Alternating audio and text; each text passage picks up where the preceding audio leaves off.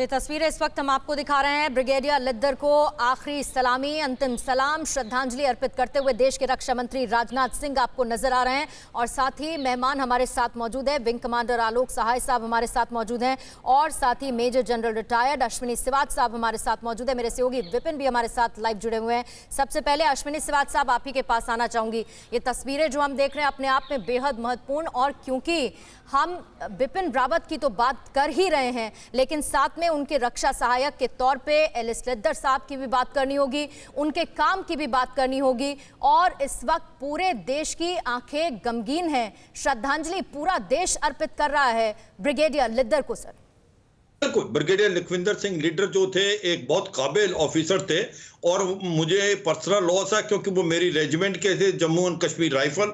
मैं 7th battalion Jammu Kashmir का हूं, वो 2nd बटालियन के थे और बहुत ही ज़्यादा लायक ऑफिसर थे और नेक्स्ट रैंक के लिए अप्रूव हो चुके थे और अभी चंद एक टाइम में उन्होंने मेजर जनरल बनना था। और वो इतने काबिल थे कि उनको पर्सनली सिलेक्ट किया था चीफ ऑफ डिफेंस स्टाफ ने, अपना डिफेंस असिस्टेंट। तो ये आप समझ सकते हैं उनकी काबिलियत का। उनके किस्से सुने जाते हैं कश्मीर घाटी में भी, लाइन ऑफ कंट्रोल पे और लाइन ऑफ एक्चुअल कंट्रोल में भी वो डिप्लॉय रहे हैं नॉर्थ ईस्ट में। तो India has lost one of the bravest soldier of Indian army, ये भी मैं कह सकता हूँ ब्रिगेडियर लिद्दर के बारे में। एक बहुत ही ओहदा लीडर थे वो। और कुछ एक और बातें उनके बारे में, उन्होंने के अंदर ब्रिगेड कमांड की है, वो ब्रिगेड जो कि एक प्रकार से लाइन ऑफ एक्चुअल कंट्रोल के नजदीक है और तो लाहौल स्पीति का इलाका है जहां पर चीन ने काफी डेवलपमेंट की है।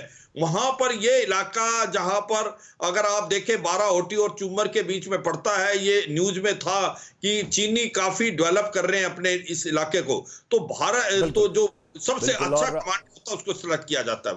तो बहुत ही अच्छा मुझे लगता है कि we lost a very professional soldier, कि उनको बहुत आगे बढ़ना था।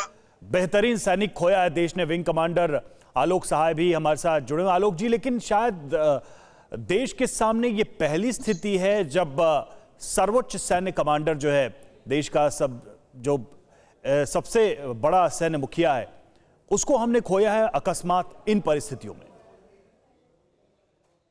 ये बहुत ही दुखद घटना है क्योंकि सिर्फ जनरल रावत ही नहीं, आप देखिए कि इस हेलीकॉप्टर में अपने क्षेत्र के सारे top officers and top main थे।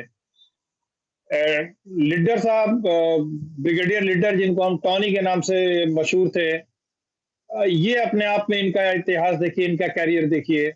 जो कमांडोज थे जनरल बिपिन रावत जी के साथ में, वो कमांडो ग्रुप के टॉप कमांडोज थे। जो टेक्नीशियंस होते हैं, जो पायलट थे हेलीकॉप्टर के, वो टॉप पायलट थे।